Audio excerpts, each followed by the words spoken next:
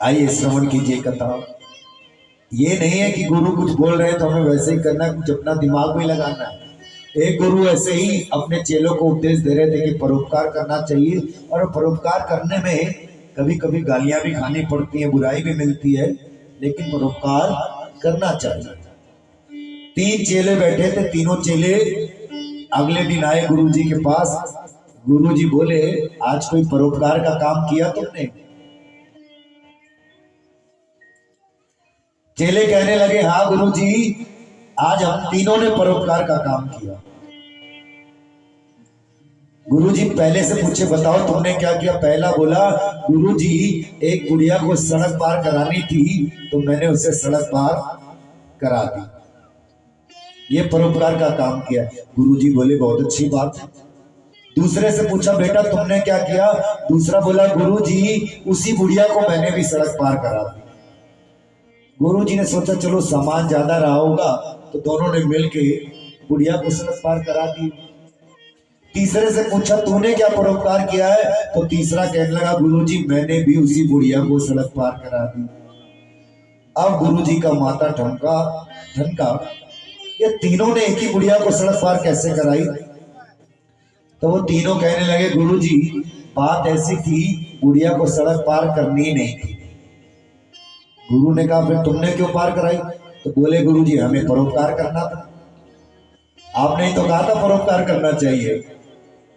तो पहला बोला, मैं उसको पकड़ के ले जाने लगा तो कहने लगी कि हमें नहीं जाना सड़क पार, जबरदस्ती भागने लगी। तो दूसरा कहने लगा, गुरु जी, हमने पकड़ लिया उस बुढ़िया को। तीसरा कहने लगा, जब बुढ़िया ज्यादा छटपटाने लगी तो हम तीनों ने उसको पकड़ लिया और जबरदस्ती सड़क पार करा दी। तो बुढ़िया ने तुमसे कुछ कहा नहीं? तीनों कहने लगे, बुढ़िया गाली देती रही हमें, हे अब आगे हमें कहाँ ले जा रहे हो, सड़क पार नहीं जाना है। लेकिन हमने गुरुजी उस बुढ़िया को सड़क पार करा दी। गुरुजी बोले, बुढ़िया तुम्हें गाली देती रही फिर भी तुम्हें समझ नहीं आया? तीनों कहने लगे, गुरुजी, आपने ही कहा था परोपकार में गालियां तो सुननी पड़ती है। तो ऐसा भी मत किया करो कि गुरु की बात सुनो और अपना दिमाग लगाए बिना परोपकार करने लगे, है ना? कुछ अपनी बुद्धि से भी कार्य करना चाहिए। और बड़ी सुंदर वृंदावन की एक कथा मुझे स्मरण याद आ रही है, जो मैं आपसे बात कह रहा था कि भगवान आपके सामने किस रूप में प्रकट हो जाए आप समझ भी नहीं पाओगे, वो तो पहचानने वाली दृष्टि होनी चाहिए। एक बार प्रेम से बोलिए, राधे राधे।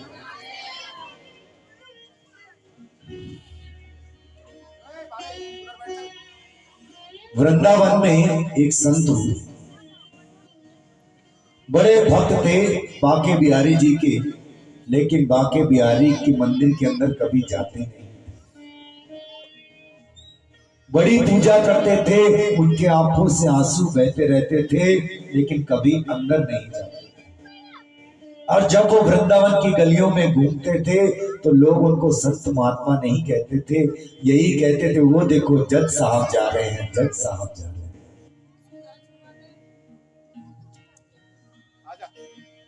हैं। तो किसी ने पूछा, उनको जज साहब क्यों कहते थे, वो तो बड़े संत महात्मा थे। तब कथा यहां से आरंभ होती है। वो जो संत महात्मा वृंदावन में रहते थे, किसी समय में दक्षिण के पास एक कस्बा था, एक नगर था छोटा सा, उस नगर के वो जज हुआ करते थे। और उसी गांव में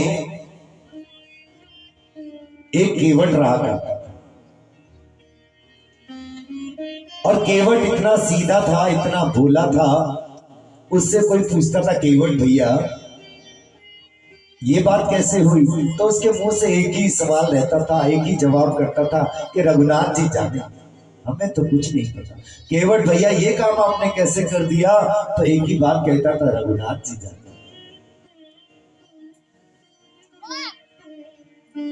लोगों ने उसका नाम ही भोला रख दिया था, भोला केवट। किसी से कुछ भी कहता या कोई उससे कुछ भी पूछता तो कहता, भैया रघुनाथ जी जाने से, रघुनाथ जी की कृपा। पिटाई कर देगा तेरी। धीरे धीरे समय बीता। उस केवट के 2 पुत्र थे और एक पुत्री थी। पुत्री जब बड़ी हुई तो उसके दोनों पुत्रों ने कहा, पिताजी अब हमारी बहन सयानी हो गई है, इसका विवाह करना चाहिए। आप एक काम करो, नगर के सेठ से जाके कुछ पैसा ब्याज पर उधार ले लो, बहन का विवाह कर देते हैं, उसके बाद हम दोनों बेटे कमाएंगे और आप सेठ जी को वापस कर देना। पुराने समय की बात है, 1000 रुपए उधार लेके केवट आ गया और बड़ी धूमधाम से बहन का विवाह किया। और इधर बहन की विदाई हुई, उधर केवट ने भी अपना घर छोड़ दिया और उसी गांव में रघुनाथ जी के मंदिर में जाके रहने लगा।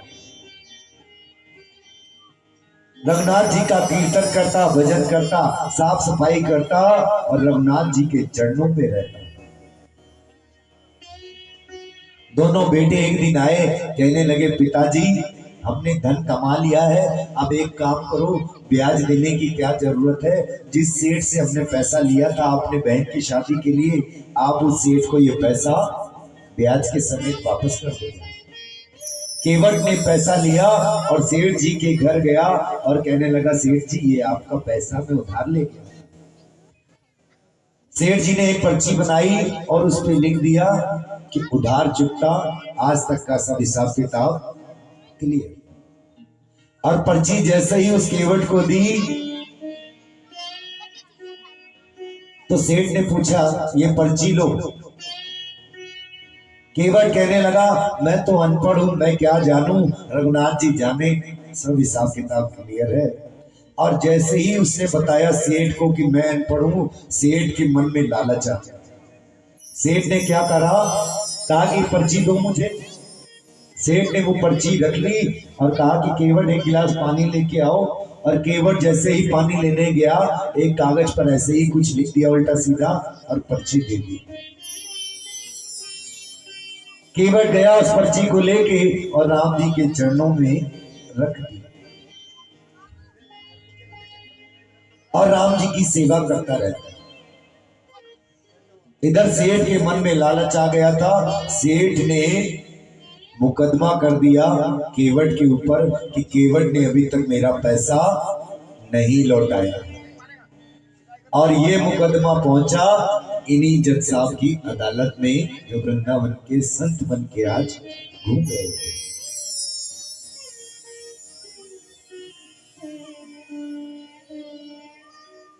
जज साहब ने अपने सैनिकों को भेजा कि जाओ उसको बुला के लेके आओ, उसके खिलाफ मुकदमा दायर हो गया।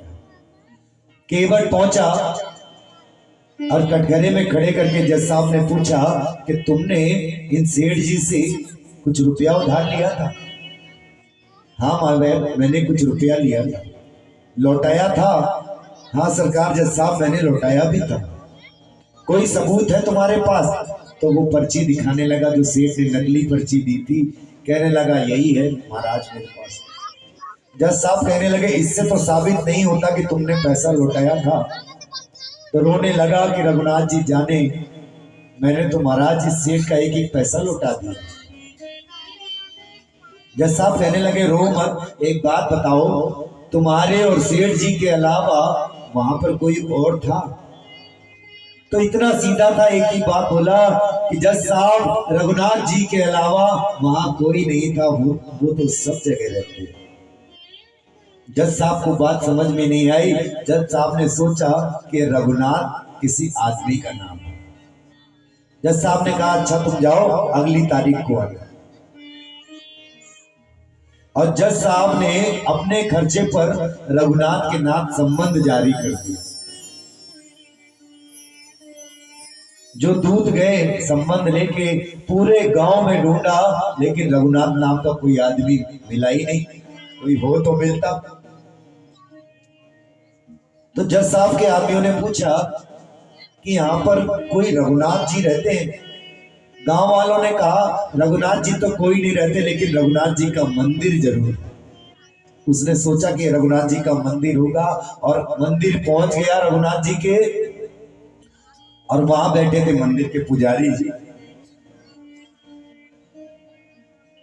उसने पूछा क्या ये रघुनाथ जी का मंदिर है? पुजारी ने कहा हाँ जी रघुनाथ जी का मंदिर है, ये लो संबंध आया है रघुनाथ के लिए, रघुनाथ जी को दे देना। पुजारी जी मन में हंसे मुस्कुराए और कहने लगे प्रभु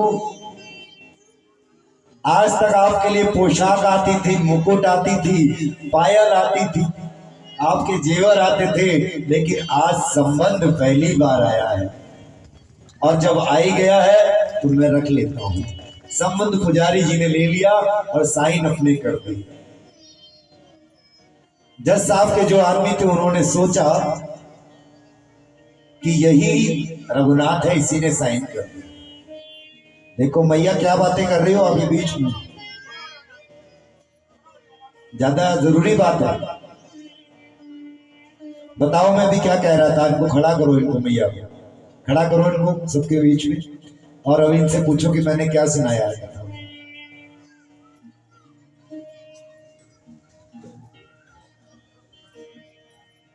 जज साहब के आदमियों ने सोचा कि यही पुजारी रघुनाथ है, इसी ने साइन कर दिया और साइन करके चला गया साइन लेके। तारीख पड़ी और पुजारी जी ने केवट से कहा कि तुम तारीख पे जाना जरूर। केवट तो चला गया जज साहब के पास में। इधर अगले दिन जिस दिन तारीख थी, पुजारी जी ने बहुत सारे वस्त्र राम जी के आगे रख दिए, मूर्ति के आगे, और हाथ जोड़ के पुजारी कहने लगा हे रघुनाथ जी आप जाना जरूर, क्योंकि केवट का आपके सिवा कोई नहीं है, उसकी लाज रख लेना, उसको सजा ना मिलेगा। इधर जज साहब के यहां केवट एक तरफ खड़ा था और सेठ एक तरफ खड़ा था। जज साहब ने कहा कि तुम्हारे गवाह आए हैं, कहां है वो? केवट कहने लगा रघुनाथ जी तो हर कहीं रहते हैं, बस आप उनको पुकार लो वो तो प्रकट हो जाएंगे। जज साहब फिर भी नहीं समझ पाए। जज साहब ने हाजिरी लगवा दी और 3 बार जैसे ही कहा रघुनाथ हाजिर हो, रघुनाथ हाजिर हो, रघुनाथ हाजिर हो। जैसे ही कहा ऐसे 3 नारे जो लगाए हैं तो क्या देखा, चाल लटपटी सी एक वृद्ध की झुकी सी देह, चाल लटपटी सी एक वृद्ध की झुकी सी देह, दुपट्टी फटी सी, शीश बांधे धर धाए हैं, माथे पर हाथ माहे छड़ी, हाथ माहे छड़ी, गले पड़ी तुलसी की माल, माथे पर चारू चंदन सजाए हैं और विनीत चपरासी के साथ, जज साहब के सामने विनीत चपरासी के साथ रघुनाथ स्वयं आज गवाह बन गए।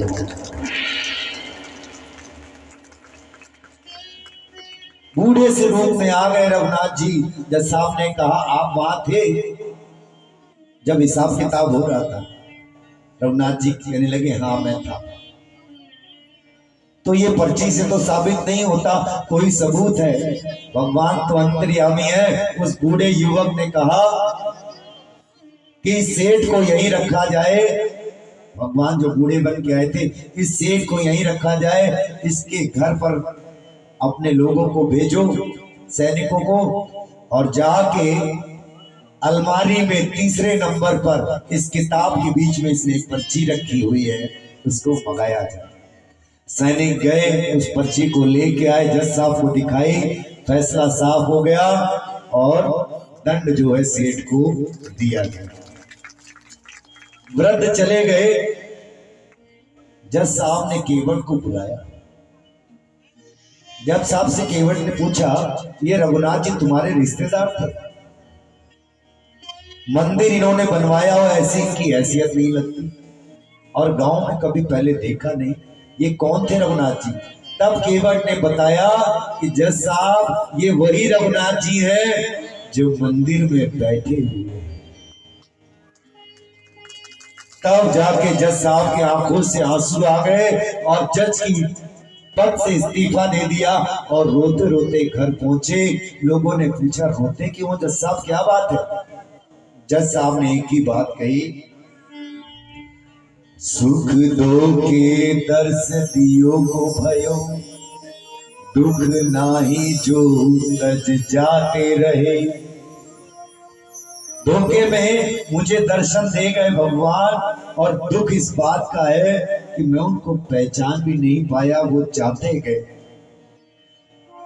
कुर्सी पे बना जज बैठा रहा, जगदीश खड़े समझाते रहे। उसके बाद सीधे वृंदावन आ गए और बांके बिहारी के कभी मंदिर नहीं गए कि मेरे से गलती हो गई, मैं कभी प्रभु को पहचान नहीं पाया। ये वही जज साहब थे। इसलिए कहते हैं भक्ति करोगे तो भगवान ना जाने किस रूप में आपके सामने प्रकट हो जाएंगे, वो तो आपको पहचानने की नजर चाहिए। बोलिए राधे राधे। आइए इसके साथ साथ कथा में भी प्रवेश करते हैं।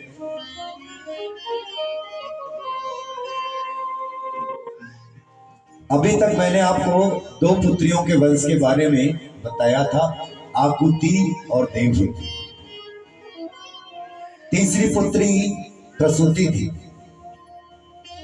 और प्रसूति का विवाह मनु महाराज ने ब्रह्मा के पुत्र दक्ष प्रजापति से करवा दिया। और दक्ष प्रजापति के यहाँ 16 कन्याएं उत्पन्न हुई, उसमें से एक कन्या का नाम है सती महारानी।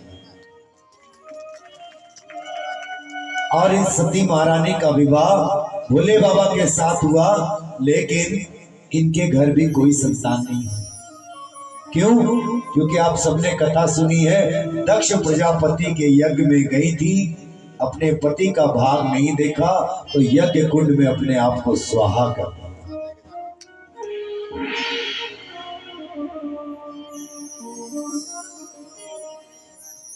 यज्ञ कुंड में अपने आप को स्वाहा कर दिया। नारद जी ने जाके भोले बाबा को बताया, भोले बाबा क्रोधित हो गए, अपनी जटा से एक बाल खींच कर जमीन पर पटका तो वीरभद्र नाम का इनका पुत्र एक उत्पन्न हो गया। यज्ञ में गया गणों के साथ में यज्ञ को विध्वंस कर दिया। दक्ष प्रजापति का शीश धड़ से काट के यज्ञ कुंड में डाल दिया। ये जो आप यज्ञ करते समय गोला चढ़ाते हो ना, ये वही दक्ष का अहंकार है, लोभ है, लालच है। गोले को चढ़ाते समय अपने मन की वृत्तियों को स्वाहा करके देते कि जो हमारे मन में काम क्रोध लोभ मोह अहंकार रूपी राक्षस है, इन सब का स्वाहा हो। बाद में भोलेनाथ जी को बुलाया गया, भोलेनाथ जी को बुला के यज्ञ को संपूर्ण करवाया गया। दक्ष को बकरे का मुख लगाया गया और यज्ञ देव भगवान प्रकट हो गए। बोलिए यज्ञ देव भगवान की। आइए अब हम यहाँ से शिव विवाह की ओर चलेंगे। कौन कौन सुनना चाहता है शिव विवाह? सभी बड़े उत्साहित हैं, है ना? तो पैदल पैदल चलोगे क्या शिव विवाह में, या खड़े होके चलेंगे? खड़े होके चलेंगे ना। खड़े होने करवाने का काम तुम्हारे भैया का है। बहुत बढ़िया बढ़िया भजन सुनाते हैं, एक भजन कर लेते हैं और उसके बाद सुंदर शिव विवाह आपको श्रवण कराएंगे। बोलिए राधे राधे। इन कथाओं को सुनाने का तात्पर्य क्या है? यदि मैं आपको संपूर्ण भागवत सुनाऊं ना, तो 2 महीने भी भागवत सुनाऊं ये खत्म होने वाली नहीं। इतने प्रसंग है, कहीं विदुर का प्रसंग है, कहीं राजा प्राचीन भई का है, कहीं पुरंजन उपाख्यान है, कहीं ध्रुव कथा है। लेकिन जो कथाएं मैं आपको इनके बीच में सुना रहा हूं, इससे क्या है, हमें कुछ शिक्षा मिलती है। तो आइए एक बार पहले खड़े हो जाओ, उसके बाद फिर बैठ जाना तुम्हारा अपने स्थान पर, भजन के बाद में शांति के साथ। बोले शंकर भगवान की जय।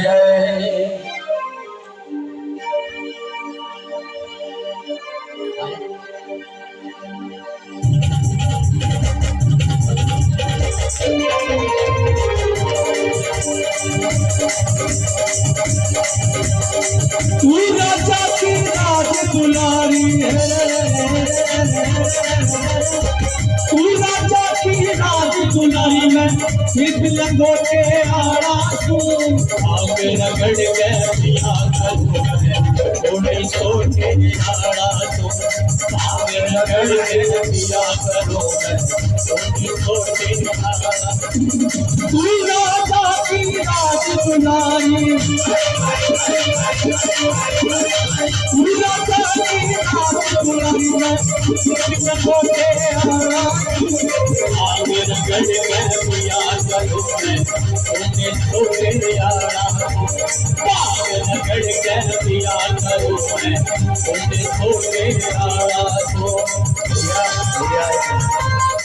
बंद करो।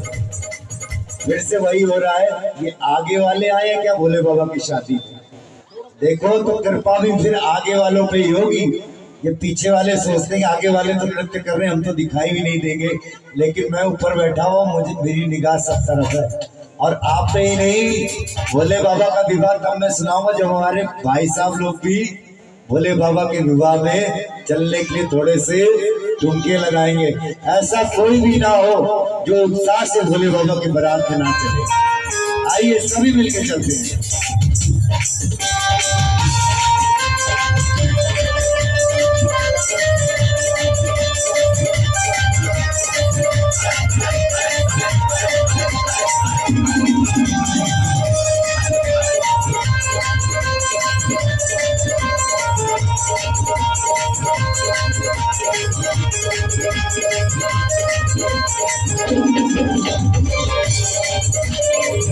भोले बाबा क्या समझा रहे हैं पार्वती जी को?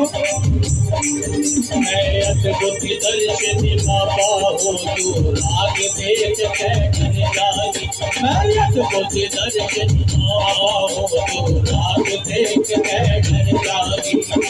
सो नाग है मेरे घर में राग देख कैठन जागी। सो नाग है मेरे घर में राग देख कैठन जागी। मेरा बोल के पिया करूं तेरा राग देख कैठन जागी। धरती ऊपर सोया करोगे देख कैठन जागी। एक कमंडल एक कटोरा एक कमंडल एक कटोरा फूटे लोटे आड़ा तू पिया करूं छोटे छोटे आड़ा कर के पिया करो छोटे छोटे वाला तू राजा की राज दुलारी तू राजा की राज दुलारी गोटे आड़ा तू पागल कर के पिया करो मैं छोटे छोटे आड़ा तू पागल कर के पिया करो छोटे छोटे आड़ा तू।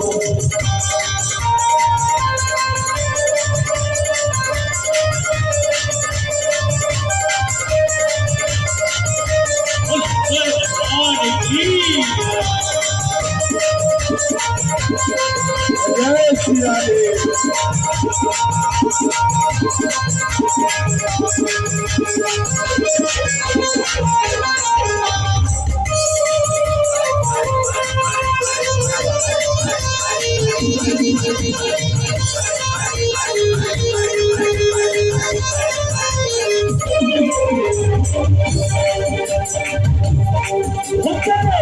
सो दासी दास रहे मेरे पिता की दास नहीं। सो दासी दास रहे मेरे पिता की दास नहीं। तू मेरा आड़ा दुख चाहिए सतरंग चौपड़ दास नहीं। मेरा वाड़ा दुख चाहिए सतरंग चौपड़ दास नहीं। तू दासी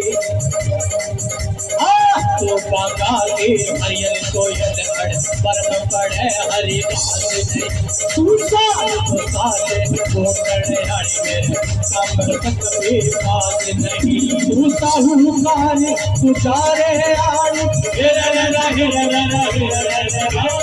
साहूकार गुजारे आड़ी में बिल्कुल तो तेरा तू के पिया करूं दे आड़ा के पिया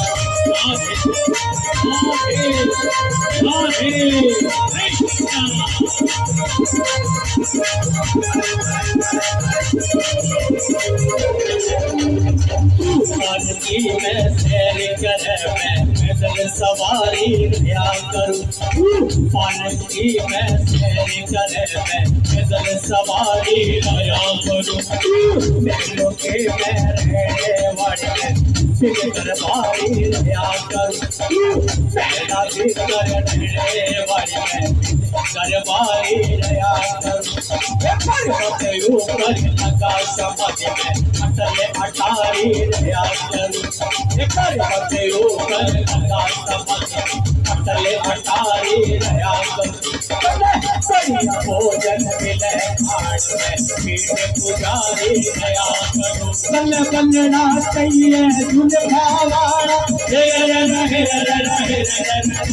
ओ बनना चाहिए दुल्हा वाला मैं नाम दे छोटे दिया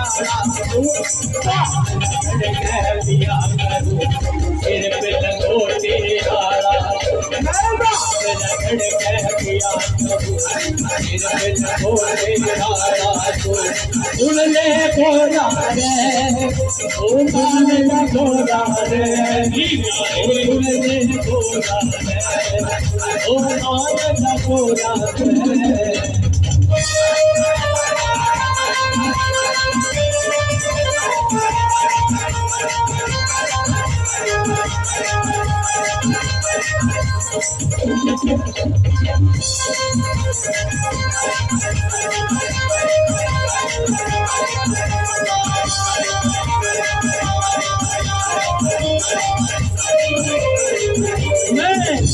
मारे बतिया क्या करे वाड़ा ठीक नहीं कहना सूतन मारे बतिया क्या करे वाड़ा ठीक नहीं मेरे संग में बच्चों वाड़ा खेल खिलाना ठीक नहीं मेरे संग में बच्चों वाड़ा खेल खिलाना ठीक नहीं मेरी जटा में गंगे बहे तेरे सर पे घोड़े बताना ठीक नहीं मेरे सर पे गंगा गया करे घोड़े बताना ठीक नहीं मांगे राम बहे बरदानी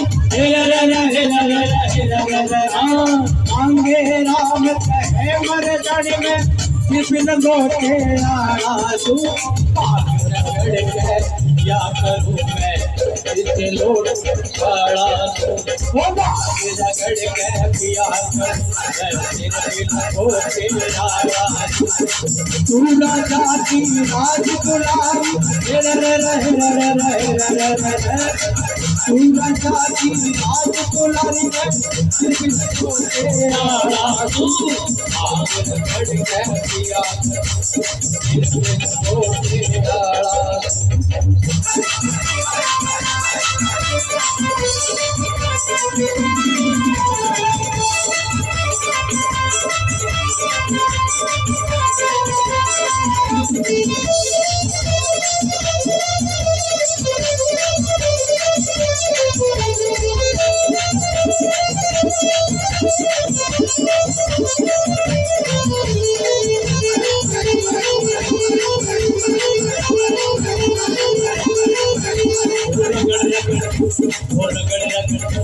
रगड़ रगड़ घोटी है बाप कहियो मेरे भोले ने, रगड़ रगड़ घोटी है बाप कहियो मेरे भोले ने, वो कहियो मेरे भोले ने, वो कहियो मेरे शंकर ने, कहियो मेरे भोले ने, कहियो मेरे शंकर ने, रगड़ रगड़ ओ रगड़ रगड़ ओ रगड़ रगड़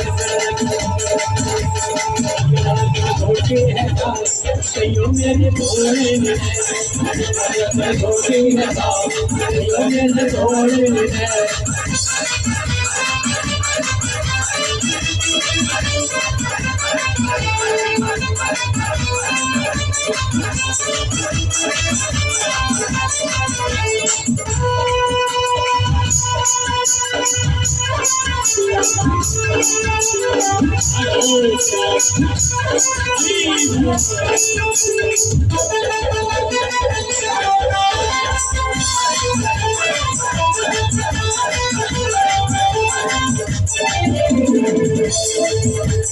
कोई लाया लाडू कोई लाया पेड़े, कोई लाया लाडू कोई लाया पेड़े, कोई लाया लाडू कोई लाया पेड़े, कोई लाया लाडू कोई लाया लाडू कोई लाया लाडू कोई लाया पेड़े, हम तो लाए भोले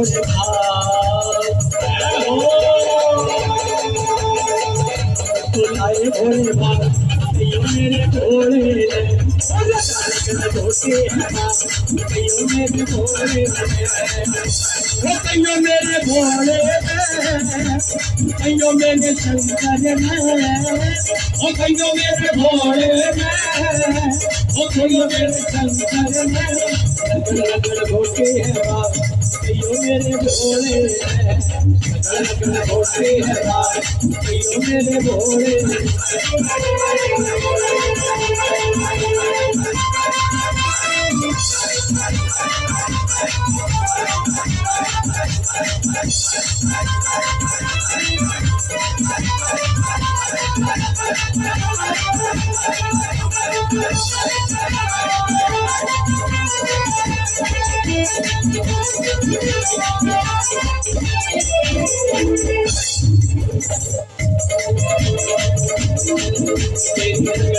घोटी है बाप कहियो मेरे भोले घोटी है वो कोई लाया हाथी कोई लाया घोड़े, कोई लाया हाथी कोई लाया घोड़े, कोई लाया हाथी कोई लाया घोड़े, कोई लाया हाथी कोई लाया घोड़े, नंदी लाए हम साथ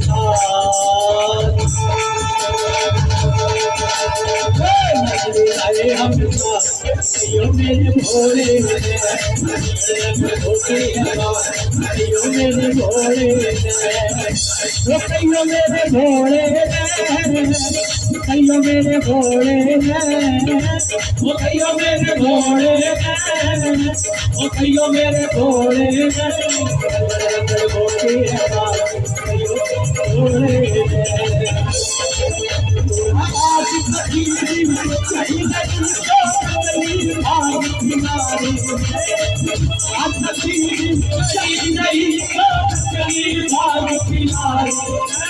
नकली भाग नहीं बोले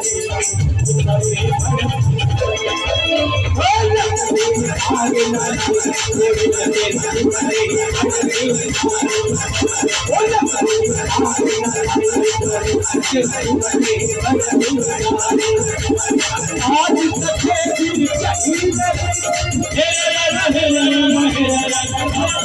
आज कटेगी कहीं नहीं नकली भाग किनारे घोड़े से बटे बढ़ती सारी बढ़ती सारी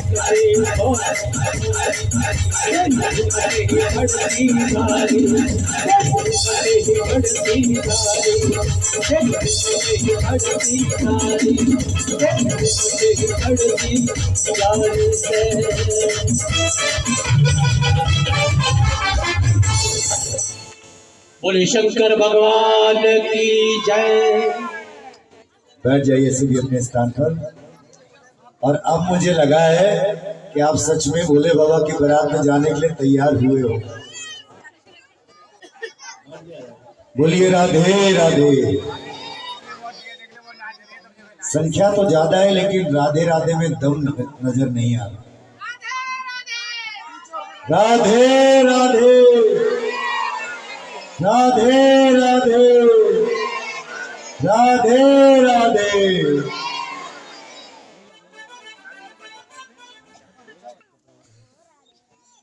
तो आइए भोले बाबा के विवाह की तरफ चलते हैं। और देखिए कल वामन भगवान का बड़ा सुंदर चरित्र आपको सुनाया जाएगा। वामन भगवान बलि के घर पे मांगने गए थे और 3 पग भूमि मांगी थी छल से बलि से, और 3 पग में बलि का सब कुछ ले लिया। लेकिन सब कुछ तो ले लिया, लेकिन भगवान ने उनको क्या दिया ये आप कल श्रवण करेंगे। आइए शिव विवाह की तरफ चलते हैं। आपको शिव विवाह सुनाता हूं तभी अच्छा लगेगा। केवल ये शिव विवाह नहीं है, भगवान ने शिव विवाह करके अपनी लीला से बहुत बातें आपको समझाई। आप जब भी सोचते हैं शिव विवाह तो क्या शिव विवाह केवल ये नहीं है कि हमें मनोरंजन करना है। भोले बाबा ने आपको कितनी बातें सिखाई हैं वो आपको सुनने को मिलेंगी। जब से सती जाई तनु त्यागा, तब से शिव मन भयो विरागा। जब से सती मैया ने अपने देह का त्याग कर दिया अपने पिता के यज्ञ कुंड में, भोले बाबा तो भगवान की समाधि में लीन हो गए। और भोले बाबा किसकी पूजा करते हैं, किसको स्मरण करते हैं, नाम जपते हैं, श्री राम को। और राम जी किसका जाप करते हैं, शंकर भगवान का। भोले बाबा तो समाधि में चले गए,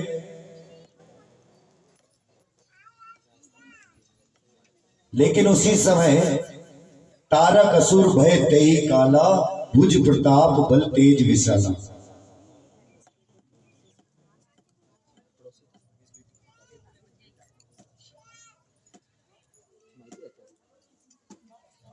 एक बार जोरदार तालियां बजाइए। 3100 रुपए का दान आया है उमेश बेटे की तरफ से, जोरदार तालियां बजाइए। बहुत बहुत आभार, बहुत बहुत धन्यवाद।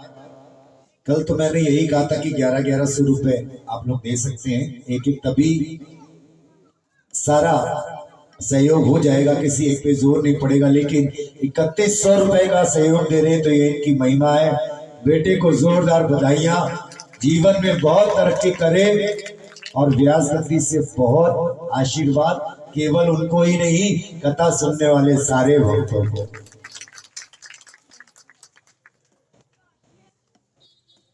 और आपको एक अच्छी खबर सुनाऊं। अच्छी खबर यह है कि हो सकता है कि 3 महीने बाद आपके एरिया में ही दोबारा से भागवत कथा हो जाएगी और पूरी तैयारी के साथ होगी।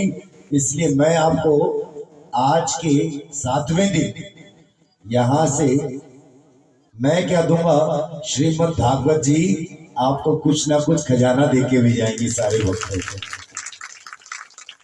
जिससे 3 महीने में आप इतने अमीर बन जाओ, इतने अमीर बन जाओ कि अगली बार तो ये कहो महाराज 3 महीने भी दे रहे, जल्दी 2 महीने में कर दो आप। बोलिए राधे राधे। तारक सुर भय तेई काला, भुज प्रताप बल तेज विशाला, तई सब लोग लोकपति जीते, भय देव सुख संपत्ति रीते। तारकासुर नाम का एक दैत्य उसी समय हुआ जब भोले बाबा समाधि में लीन हुए। और बड़ा चालाक था ये तारकासुर।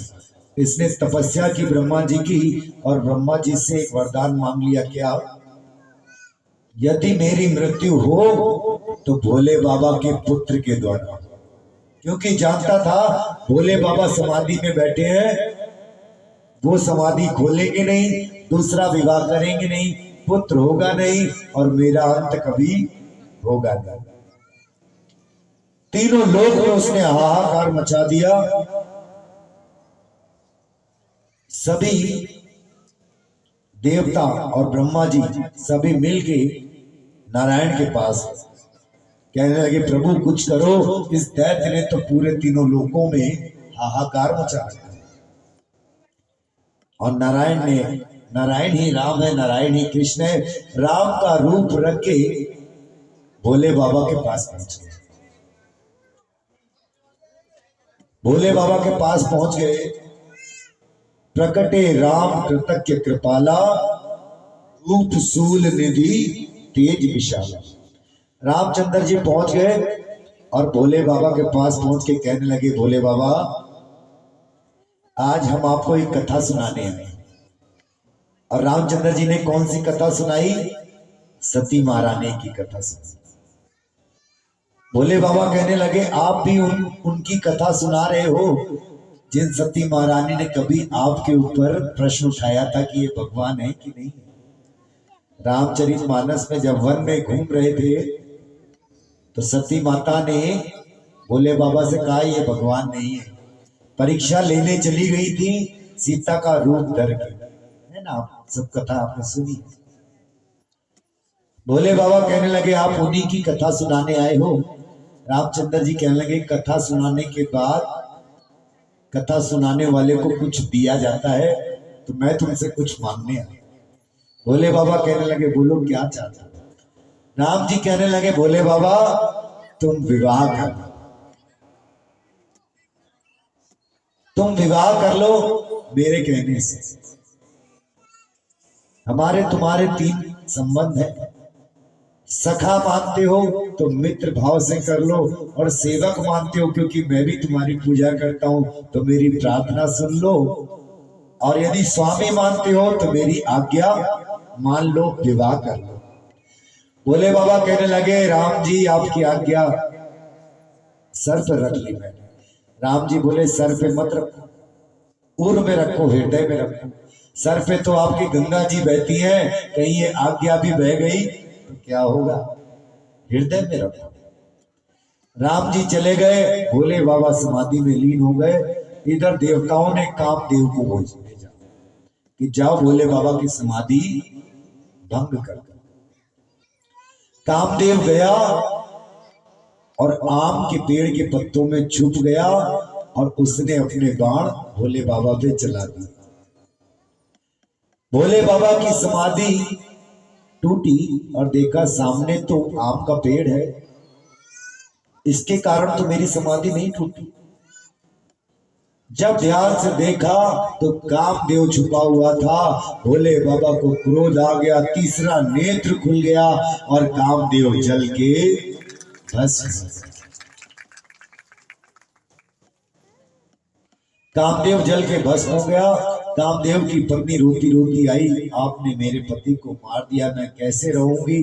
भोले बाबा कहने लगे, चिंता मत करो, जब यदुवंश कृष्ण अवतारा होइए हरन महा अभी महिभारा, कृष्ण तनय होइए पति तोरा, वचन अन्यथा होई न मोरा। द्वापर में जब कृष्ण अवतार लेंगे तो उन्हीं का पुत्र तुम्हारा पति बन के आएगा।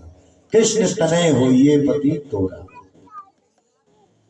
कामदेव की पत्नी चली गई, भोले बाबा फिर समाधि पे बैठ गए।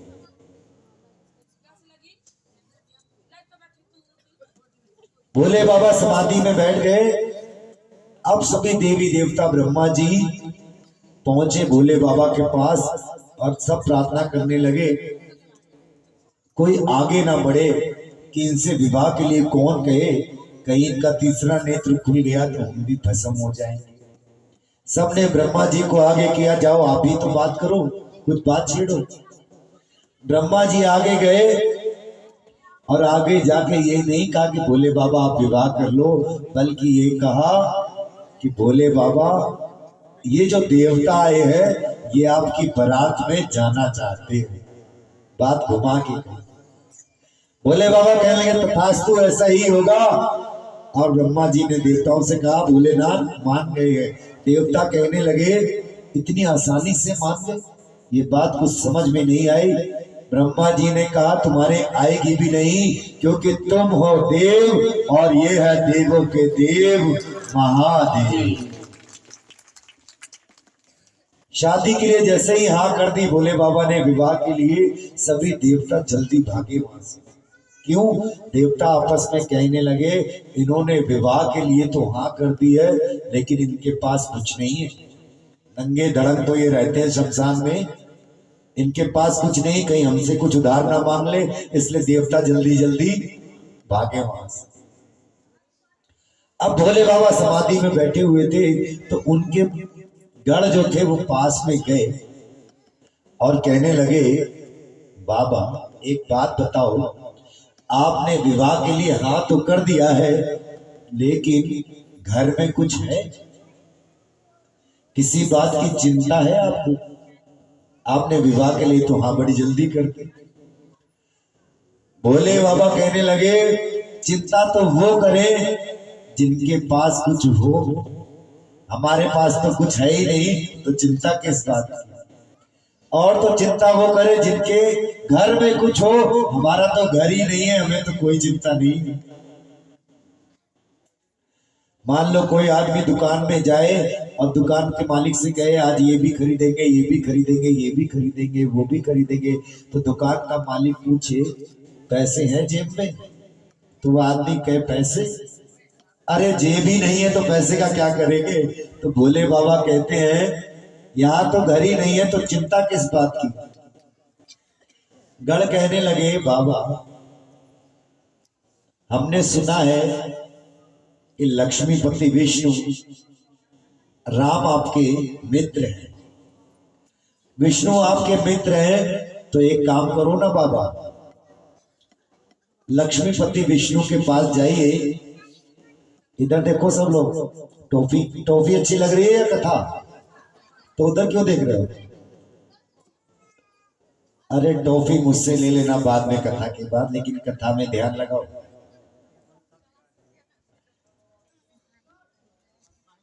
भोले बाबा कहने लगे हमें कोई चिंता नहीं है। गण कहने लगे हमने सुना है कि लक्ष्मीपति विष्णु जो राम के रूप में वो आपके मित्र हैं, एक काम करो बाबा, उनसे एक मुकुट ही मांग लो।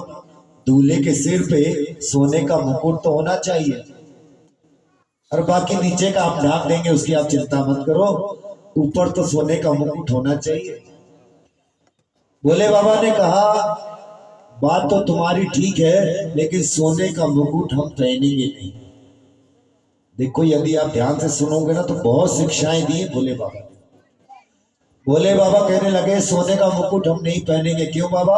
क्योंकि सोने का मुकुट जिसके सर पे होता है उसको अभिमान होता है कि मेरे सर पे सोने का मुकुट है, और जो लोग देखते हैं उसको जलन हो जाती है कि इसके पास मुकुट है, मेरे पास क्यों? तो ऐसा मुकुट हम क्यों पहने जिससे हमारे अंदर अभिमान हो और दूसरों के मन में ईर्ष्या। हम तो ऐसा मुकुट पहनेंगे ना हमारे अंदर अभिमान हो ना किसी के अंदर ईर्ष्या। कैसा मुकुट पहनोगे बाबा? तो बाबा कहते हैं जटा मुकुट अहि मोर सवारा। हम तो जटाओं का मुकुट पहने। जटा मुकुट क्यों बाबा? क्योंकि जटा का मुकुट हम इसलिए पहनेंगे, इसको बांध के हम मुकुट बनाएंगे, हमारे अंदर अभिमान नहीं आएगा, और जिसको जलन हो रही है वो अपनी बढ़ा ले। किसी ने मना थोड़ी ना किया, वो अपनी बढ़ा ले। तो इसलिए जटा मुकुट अहि मोर सवारा, सिवहि शंभु गर करहि श्रृंगारा। बोले बाबा ठीक है, मुकुट तो आपको जटाओं का हो जाएगा, लेकिन आपके शरीर पे कुछ आभूषण तो होने चाहिए।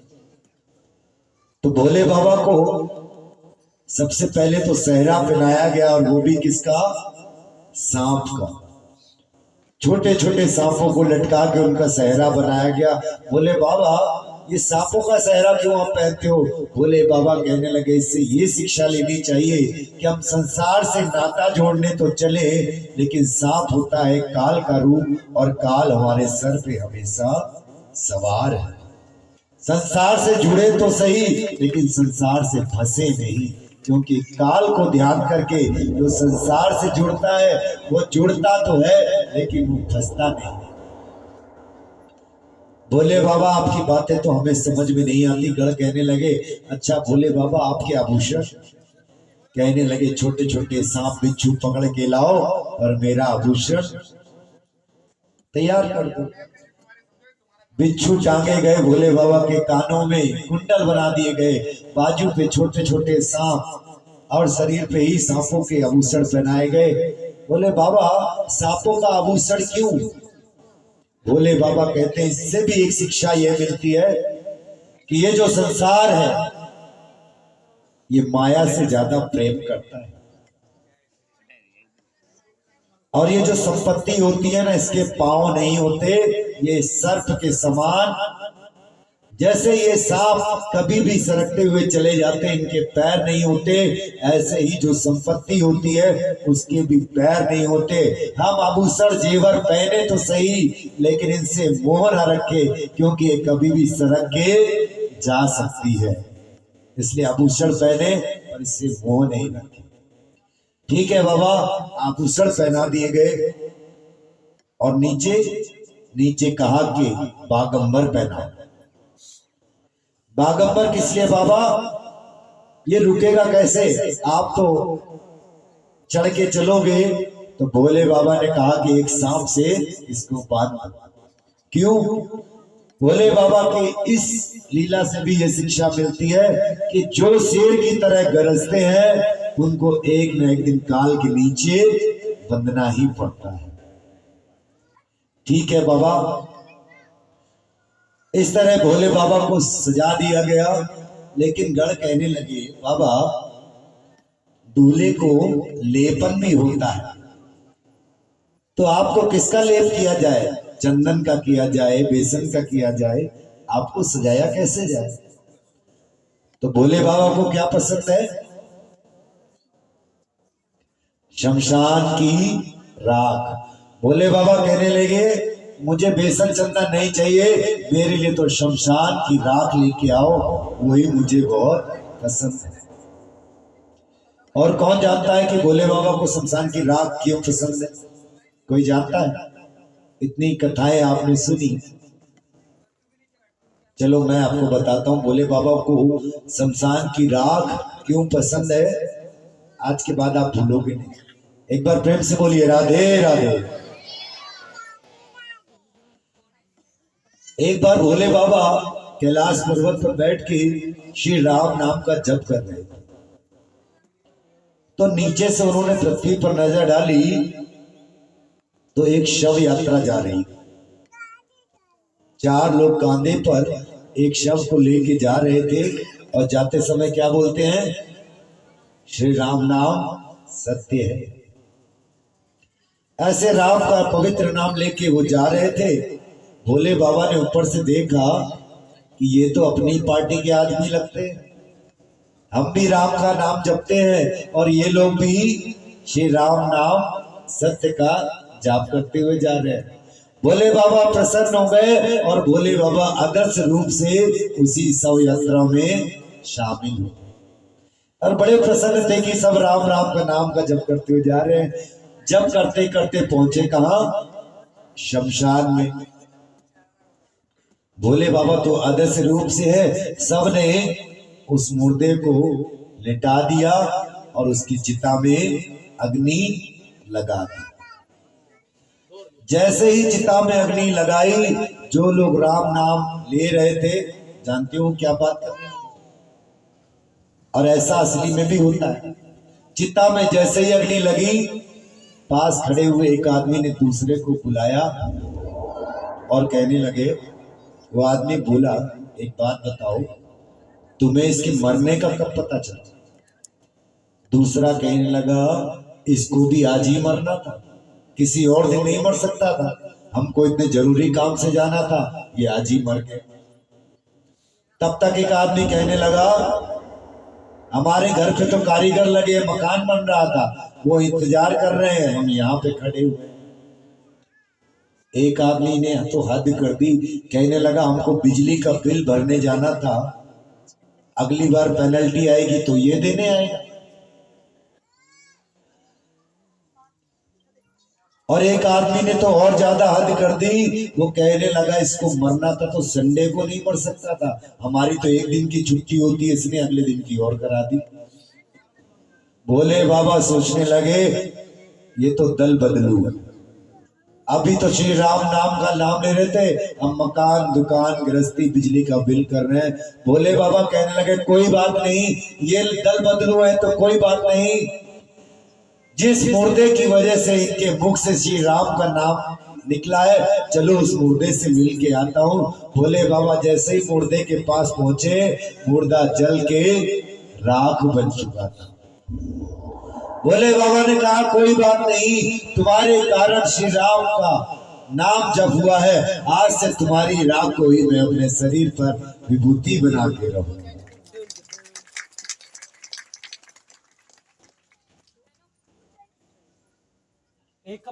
तब से भोले बाबा शमशान की राख अपने शरीर पे लगाते।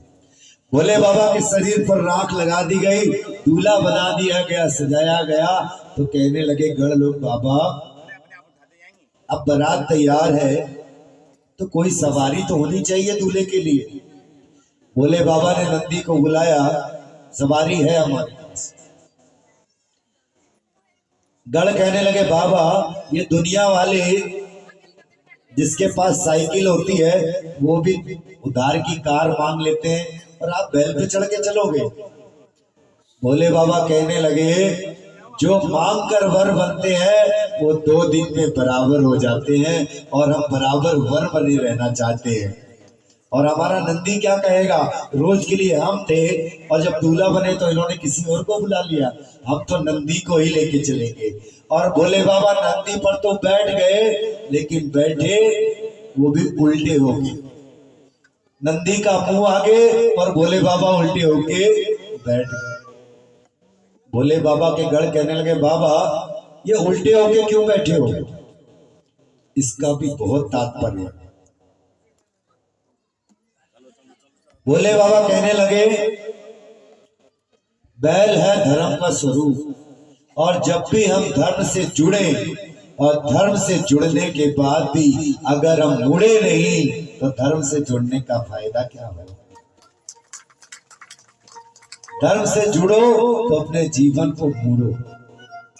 दूसरी बात भोले बाबा ने कहा कि हमारी बारात में विष्णु भी आएंगे, राम भी आएंगे, सारे देवता आएंगे और हम अगर सीधे चलेंगे तो भगवान की तरफ से मेरी पीठ हो जाएगी, इसलिए संसार से नाता जोड़ने तो चलो लेकिन दृष्टि में भगवान को ही रखो।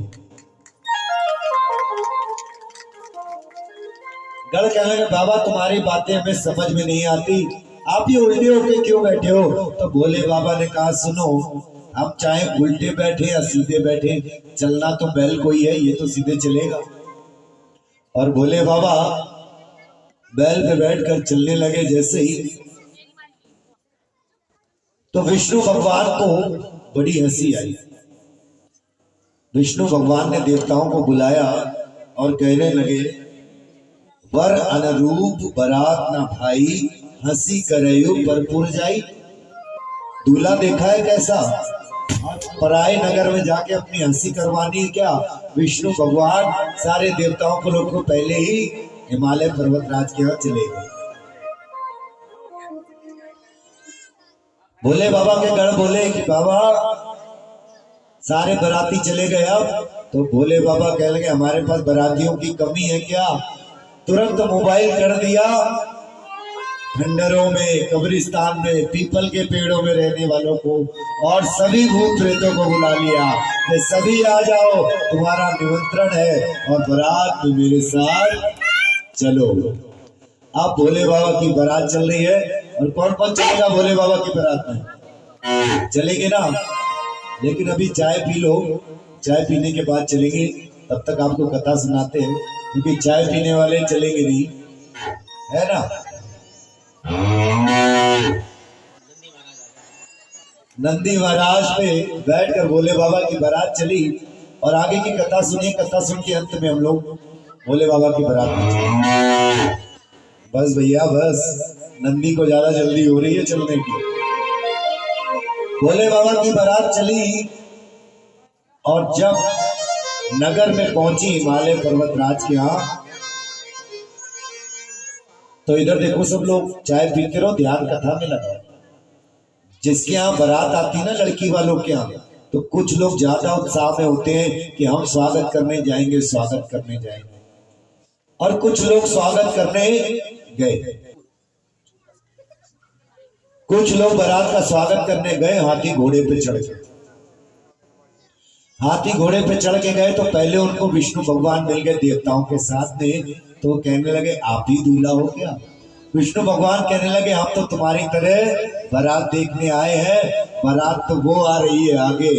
और जो हाथी घोड़े पे सवार होके गए थे, और जैसे ही इन्होंने बारात देखी तो मुंह से चीख निकल गई। कैसी बारात? कोई तो बिना हाथ पैर के लुढ़कते हुए आ रहा है, कोई तो सर केवल आ रहा है। किसी के बहुत सारे हाथ हैं, किसी के हाथ ही नहीं है, किसी के बहुत सारे पैर हैं तो किसी के पैर ही नहीं है। हाथी घोड़े तो देख के भाग गए, और बच्चे जितने भी थे बारात देखने गए थे वो घर में दौड़ के गए और दरवाजा बंद करने लगे। दरवाजा बंद करके माता पिता के सामने थर थर कांपने लगे। और जो स्वागत करने वाले थे उनके मुंह से तो चीख निकल गई, खड़े खड़े थर थर कांप रहे कि बारात का स्वागत कैसे करें। ऐसे भूत प्रेतों की बारात, थर थर कांप रहे थे, कुछ बोल नहीं पा रहे थे। तभी एक कटे सर वाला एक भूत आया और पूछने लगा कि बारात का ठहरने का इंतजाम किधर है? जो पूछा है तो थर थर कांप गए, हाथ जोड़ के बोले आपको कौन ठहरा सकता है, आप तो कहीं भी ठहर। और भाग के गए हिमालय पुत्र के पास में, मैना के पास पहुंच गए। लड़की वालों ने कहा स्वागत कराए बारात का, बारात आ गई। कुछ नहीं बोल पाए। कह लगे एक काम करो, बारात के लिए चाय वगैरह ले जाओ। तो हाथ जोड़ के कहने लगे किसी और को भेज दो। बोले क्यों, तुम क्यों नहीं जाओगे? बोले जो जाएगा उसको पता चल जाएगा, हम तो नहीं जाएंगे चाय पकौड़े लेकर। इधर जो बच्चे गए थे, माता पिता कहने लगे बच्चों बारात कैसी है? तो बच्चे अपने शब्द में कैसे कहते आइए सुनिए। अरे बाप रे बाप, विकट विकट भूत प्रेत, विकट विकट सांप। बच्चे क्या कह रहे हैं? ऐसी बारात हमने देखी नहीं है।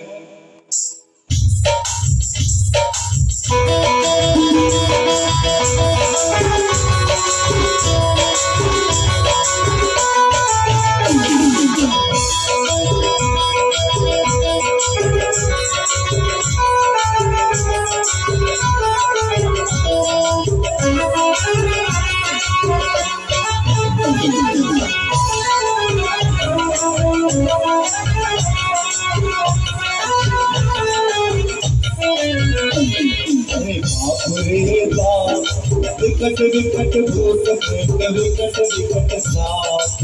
बाप रे बाप, विकट विकट भूत प्रेत, विकट विकट सांप। अरे बाप रे बाप, विकट विकट भूत प्रेत, विकट विकट सांप।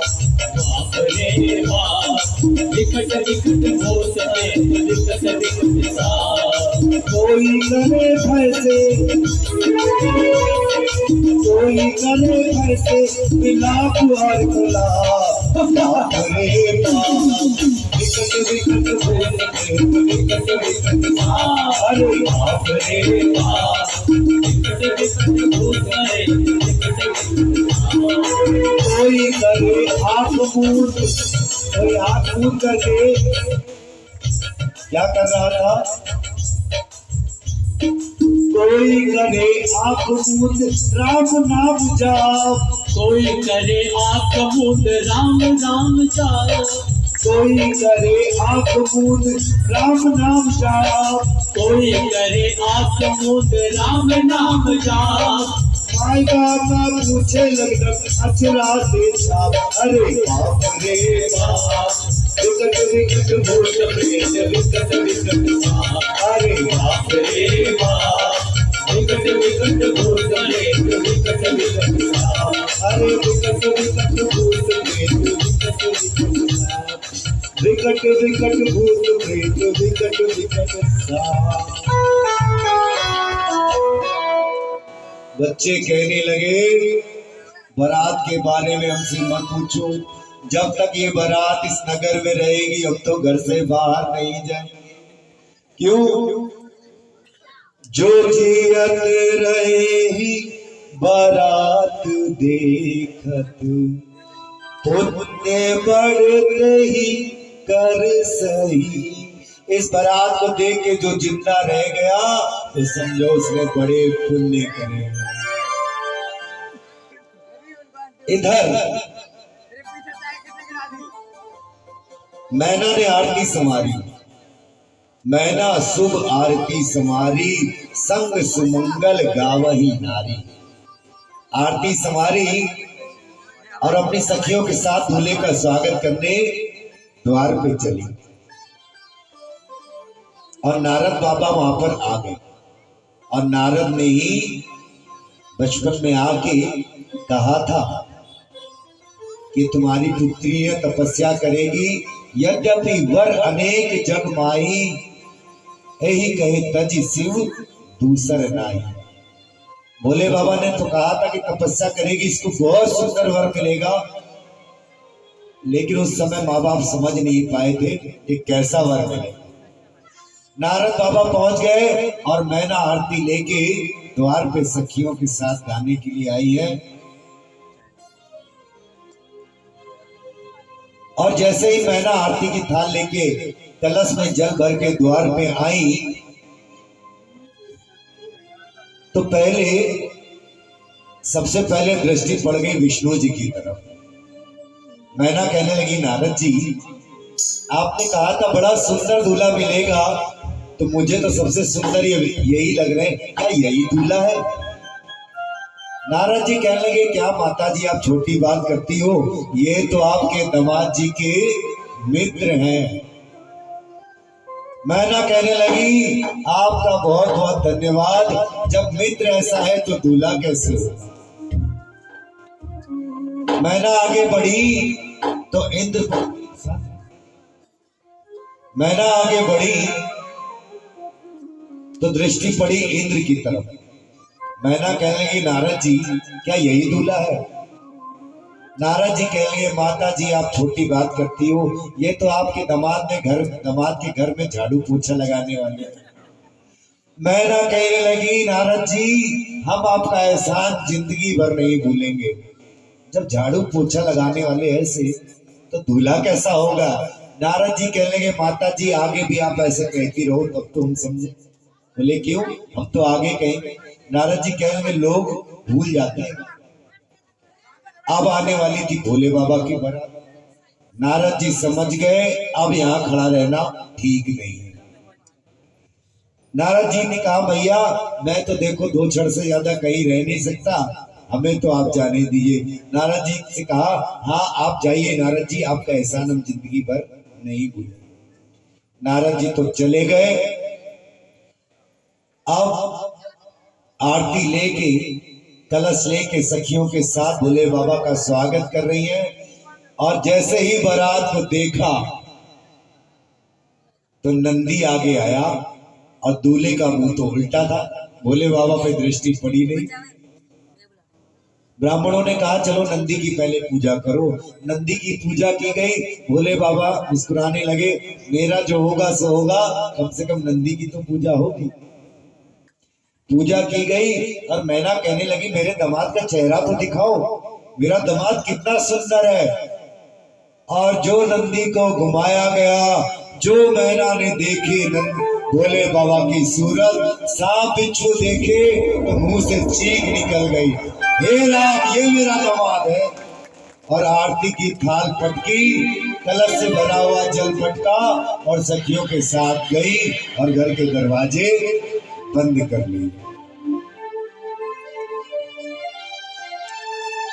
भोले बाबा को कोई फर्क नहीं है, चुपचाप शांत खड़े। भोले बाबा के गढ़ आए, कहने लगे बाबा चले। कहाँ चले? घर चलो। और कहाँ चले? आपने देखा नहीं कितना बड़ा अपमान हो गया। भोले बाबा कहने लगे अपमान? हमें तो लगा नहीं अपमान। अरे आपकी सासू मां आरती का थाल दीपक फेंक के चली गई, आपको अपमान नहीं लगा? भोले बाबा ने कहा अलग अलग देश की अलग अलग रीत होती है, क्या पता यहाँ की यही रीत होती हो, हमें तो कोई अपमान लगा नहीं। अरे भोले बाबा आप भोले हो, वो दिया फेंक के चली गई, आपको अपमान ही नहीं लगा? भोले बाबा कहने लगे हम भोले नहीं है, तुम नहीं समझे। मेरी सासू मां ने जब देखा कि मेरे दामाद के मस्तक पर चंद्रमा विराजमान है साक्षात, ये छोटा सा दिया क्या करेगा, तो दिया फेंक दिया। आप धन्य हो भोले बाबा। और जो जल से भरा हुआ कलश फेंक के चली गई वो भोले बाबा कहने लगे मेरी सासू ने देखा जिसके सर पे साक्षात गंगा बह रही है, ये एक घड़ा कलश क्या करेगा, इसलिए घड़ा भी फेंक दिया। भोले बाबा आपकी बातें तो हमें समझ में नहीं आती। बोलिए राधे राधे। अच्छा एक बात बताइए, आवाज श्री राधे। गढ़ कहने लगे भोले बाबा, और वो जो आपको देखकर चीख मारती हुई डर के चली गई, उसके बारे में क्या कहोगे? भोले बाबा कहने लगे वो हमको देख के नहीं डरी, वो मेरे सांप को देख के डर गई। मेरी सासू मां सांप को देख के डर गई, और सांप होता है काल का रूप, और काल जिसको दिख जाए वो तो डर ही जाता है। मेरी सासू मां ने काल को देखा, यदि काल के ऊपर इस महाकाल को देखती तो उनको डर नहीं लगता। इस तरह भोले बाबा सबको समझा रहे।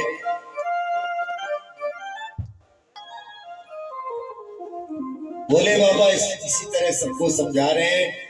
बाद में मैना ने जाके 50 गालियां सुनाई है नारद जी को। हे नारद, हमने तुम्हारा क्या बिगाड़ा था तो तूने ऐसा मेरा दामाद चुना?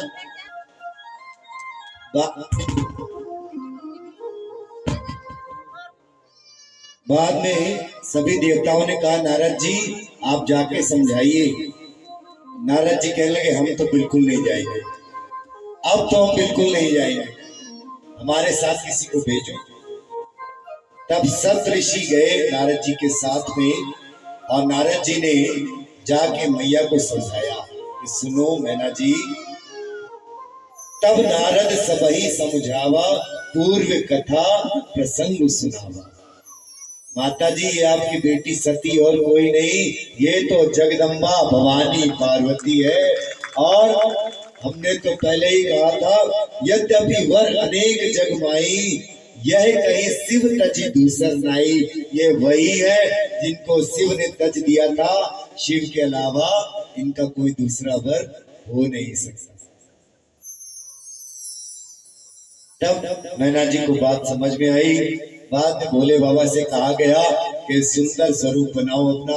भोले बाबा ने बहुत सुंदर स्वरूप बनाया गया, और उसके बाद भोले बाबा दोबारा बैल पे चढ़ के आए हैं अपने भूत बड़ों के साथ में, और सब मिलकर बड़ा सुंदर शिव पार्वती विवाह उत्सव मनाया। कैसा लगा आपको शिव विवाह? तो एक बार खड़े हो जाओ अपने अपने स्थान पे। और अब हम चलेंगे भोले बाबा की बारात में। भोले की बारात चढ़ी रज भज के,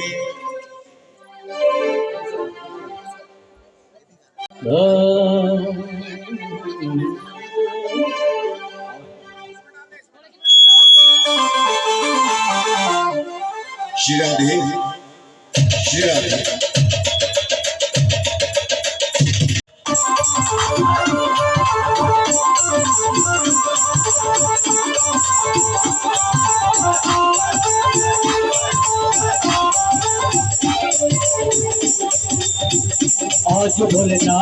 शादी है, आज भोलेनाथ की शादी है, आज भोलेनाथ की शादी है। आज भोलेनाथ की शादी है। ऐसा लगता है सारे कैलाश की शादी है, आज भोलेनाथ की शादी है, आज भोलेनाथ की शादी है।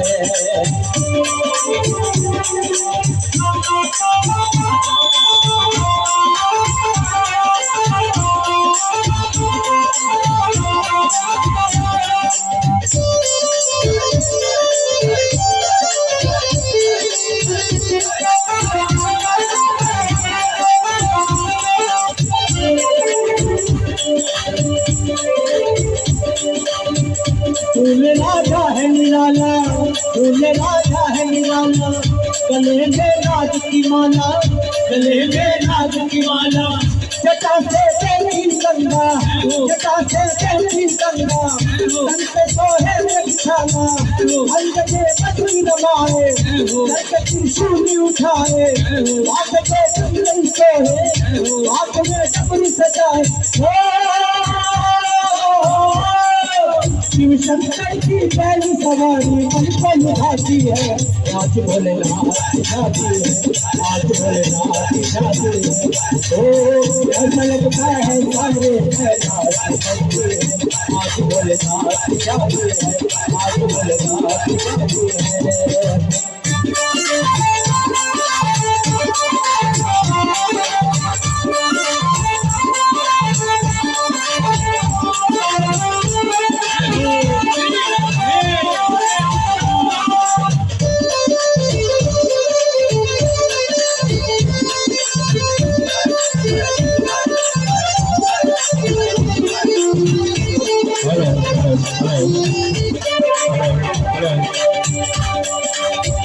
ब्रह्मा विष्णु है आए, ब्रह्मा में वो बोलाए, ब्रह्मा विष्णु है आए, संग के वो बोलाए, सबसे धरती आया, स्वर्ग धरती पे आया, भक्त धरती पे आए, सांप चिट्ठी भी आए, नाच के ताल दिखाए, भोले की लाचारी, भूख पे को लाए, भूख पे को लाए।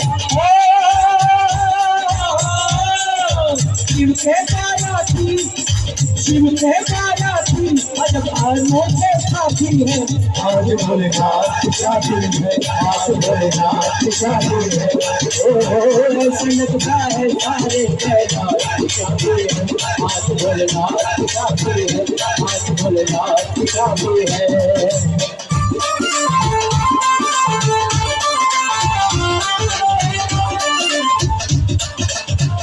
देखिए एक बात बताइए, बड़े कंजूस बराती हैं, नाचते जा रहे हैं और बैंड बाजा वालों पे कुछ निछावर तो कर नहीं रहे।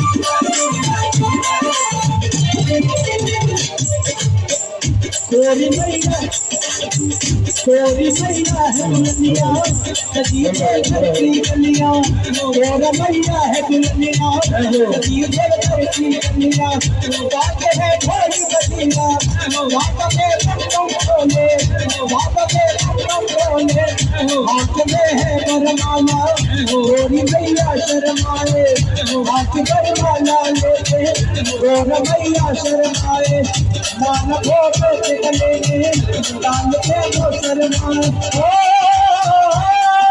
खुशी की वर्षा होने लगी, वो खुशियाँ मनाती है,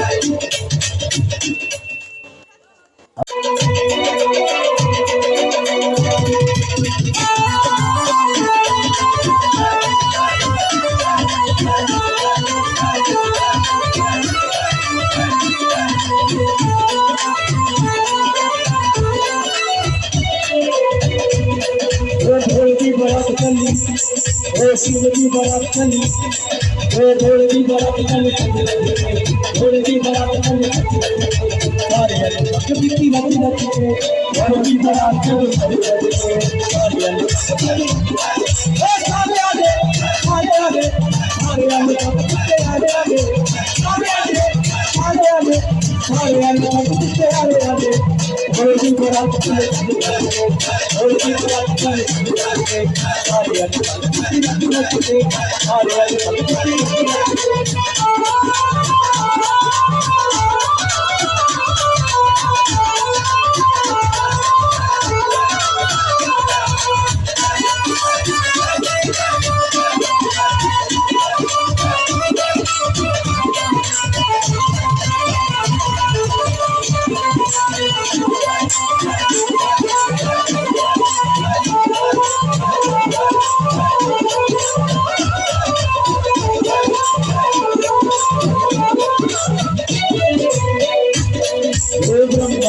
खुशी मनाओ, मेरी देव से खारे लागे,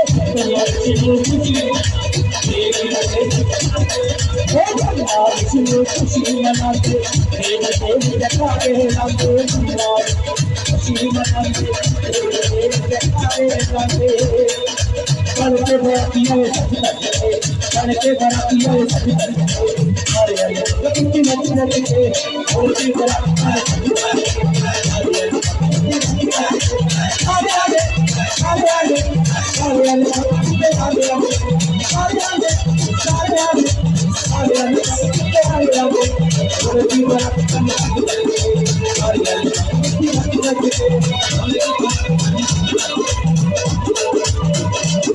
भोलेनाथ की शादी है, भोलेनाथ की शादी है, अब झूम के नाचेंगे, भोलेनाथ की शादी है, अब झूम के नाचेंगे, अब झूम के नाचेंगे, अब झूम के नाचेंगे, अब झूम के नाचेंगे, भोलेनाथ की शादी है, अब झूम के नाचेंगे, भोलेनाथ की शादी है, अब झूम के नाचेंगे।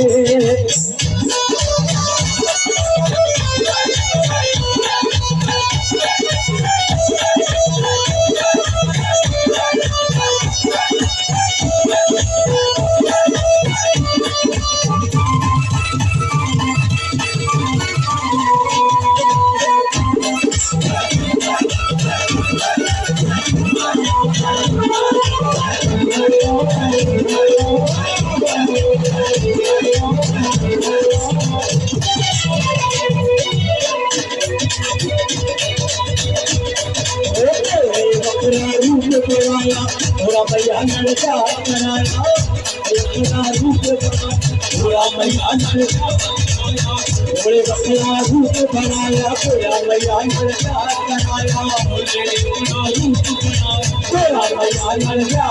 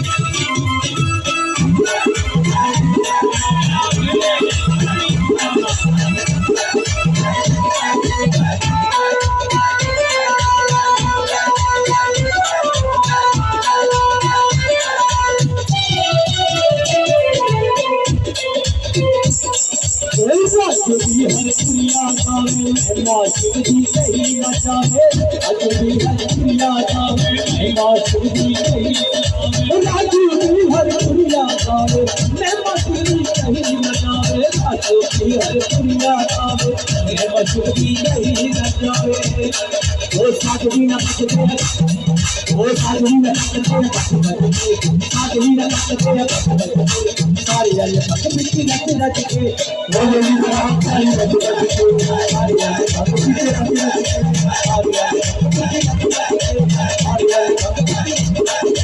सारी जाने तक मिट्टी रख रख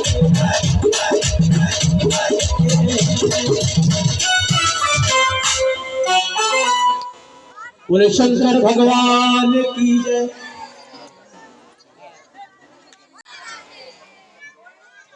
आप लोग इतना अच्छा नृत्य करते हैं और इतनी संख्या आप लोगों की, एक बार जोरदार तालियां बजाएं।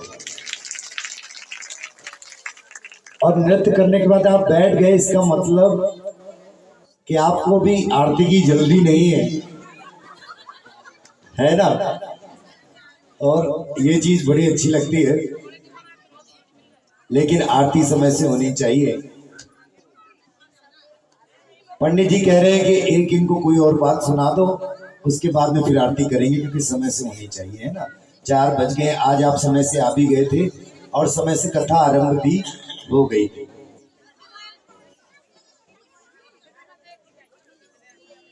आइए कल के बारे में कुछ आपको बता देता हूं। कल क्या है? कल का प्रसंग बहुत महत्वपूर्ण है।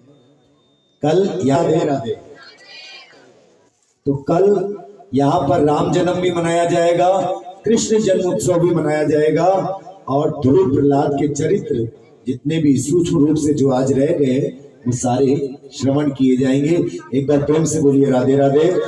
और आइए सब मिलके मंगलमय आरती करते हैं। आरती की थाल हाथ में ले लीजिए, सभी एक दूसरे को छू लेंगे।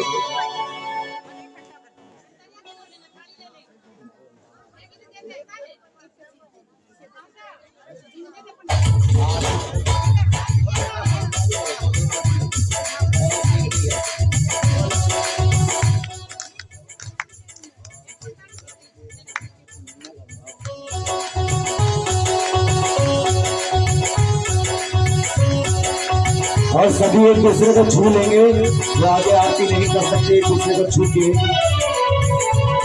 कृपा के बिहारी तेरी आरती गाऊं, गिरधर तेरी आरती गाऊं। मोर मुकुट स्वामी सीत पे सोहे, प्यारी बंसी मेरो मन मोहे।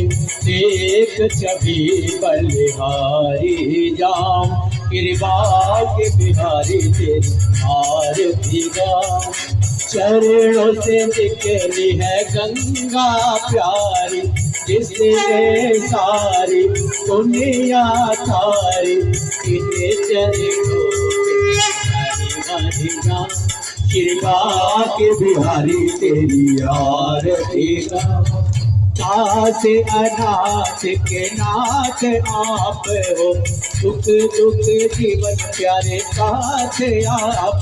श्री हरि चरणों में शीश झुकाओ, कृपा के बिहारी तेरी आरती गाओ। श्री हरिदास के प्यारे तुम हो, मेरे मोहन जीवन धन। ओ श्री हरिदास के प्यारे तुम हो, मेरे मोहन जीवन धन हो। एक युगल छवि पल पल जाओ, कृपा के बिहारी के आरती गाओ।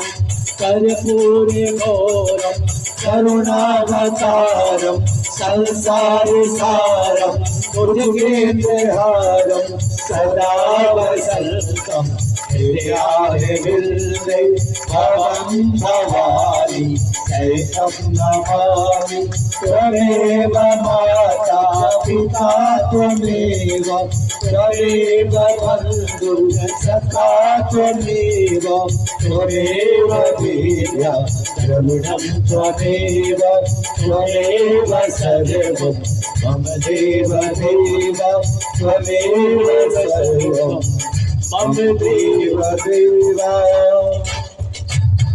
बोलिए धर्म की अधर्म का नाश हो, प्राणियों में सद्भावना हो, विश्व का कल्याण हो, गौ माता की जय हो, सत्य सनातन धर्म की जय हो, अपने अपने गुरुओं की जय हो, अपने अपने माता पिता की राजा रामचंद्र भगवान की जय हो, सीता मैया की जय हो, गोलबा के बिहारी लाल की जय।